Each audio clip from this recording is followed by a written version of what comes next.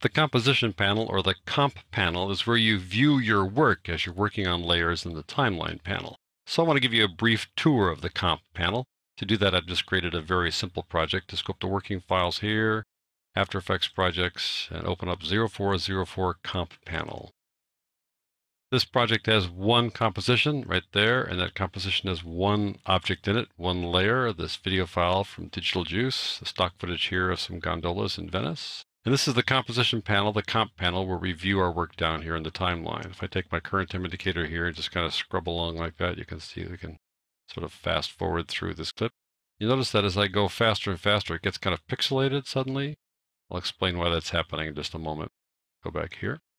First thing I want to talk about is magnification. How zoomed in are we? Right now we are at what's called fit. We're fitting this video inside the screen as best we can, and that's set down here with this drop-down menu called magnification ratio pop-up. Click on that, you see it says fit. That's the default view. I'll just click that away.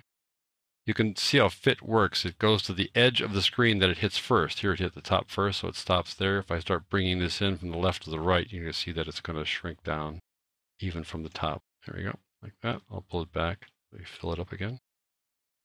If I want to zoom in on part of the clip, zoom in a bit on the clip, there's some keyboard shortcuts to do that, or I can also use the zoom tool. The keyboard shortcuts are the comma and the period key, and if you look at the comma and the period key, they have a less than and a greater than symbol. That would kind of give you an indication of what they're going to do. Period key zooms in, comma key zooms out, less than and greater than. If I click on this layer, you're going to see something called the anchor point. The anchor point is that guy right there in the middle. When you click the period key or the comma key, it's zooming in on the anchor point, the center of the image there. Sometimes you want to zoom in on something in the clip, not just on the center like that. And a couple ways to do that. You can take the zoom tool over here. Now the zoom tool is a keyboard shortcut Z.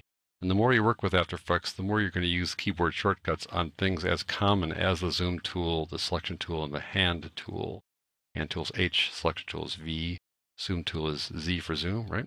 If you click on that though right now, the zoom tool turns into a little plus inside the magnifying glass.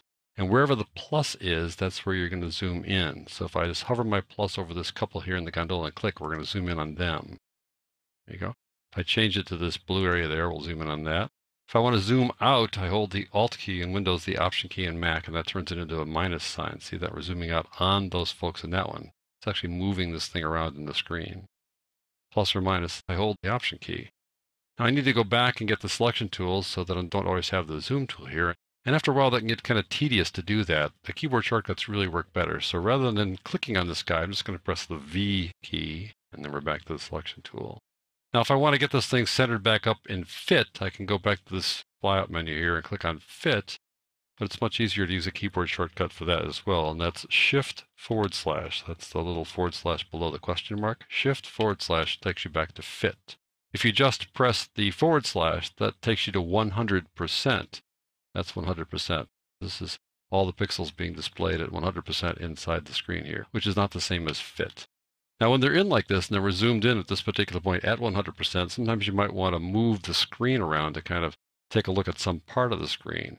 If I just take my selection tool and move around, it appears that I'm moving the screen around, but what I'm doing is actually moving the layer around inside the composition.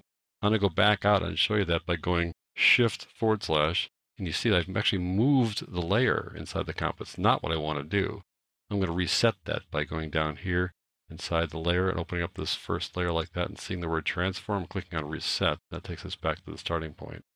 But what I want to do though is sometimes zoom around inside here without actually moving the layer. To do that, I use the hand tool, this guy here. That's H for the hand tool.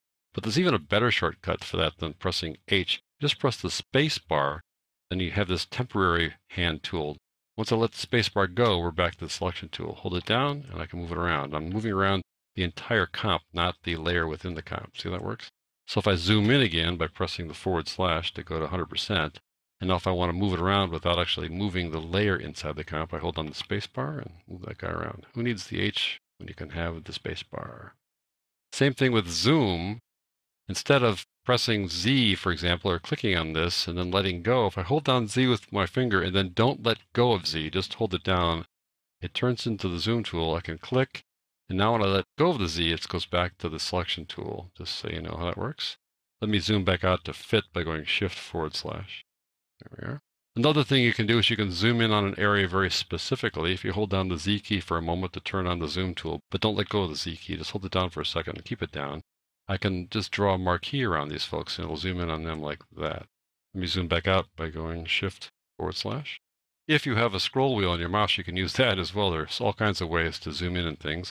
I've got my scroll wheel here. I'll push it forward. That zooms in. Pull it back. That zooms out. Notice how it zooms in on the anchor point. See how it's always centered there? If you want to zoom in on an object like this couple right here, I hold on the Alt or the Option key. Alt in Windows, Option on Mac. Now I roll my scroll wheel and it goes at that spot because I've got the Alt or the Option key held down while I'm doing this. It's a pretty cool little thing, but it takes two hands to do it, right? I'm going to go back and zoom out again by going Shift /. There we go. So that's the magnification. There are multiple ways that you can zoom in or out on a clip and also move in or out on certain areas of a clip. Plus, you can take the hand tool and move things around just by pressing the space bar down and move things around like that in case you need to see a particular area inside the clip. All right, there are a few other things down here in the bottom of the comp panel, and we're going to kind of gloss over them. You can see the current time indicator here matching where the current time indicator is here, 3 seconds in one frame, 3 seconds in one frame. There's a thing called taking a snapshot. If I click that, it takes this little snapshot. It doesn't store it on your hard drive like something you can access later as a file. It just temporarily stores it so that if you go someplace else in the clip or you make some changes or add some effects, you can click this little guy here and take a look at what you took back then, just to kind of compare things. That's all that is.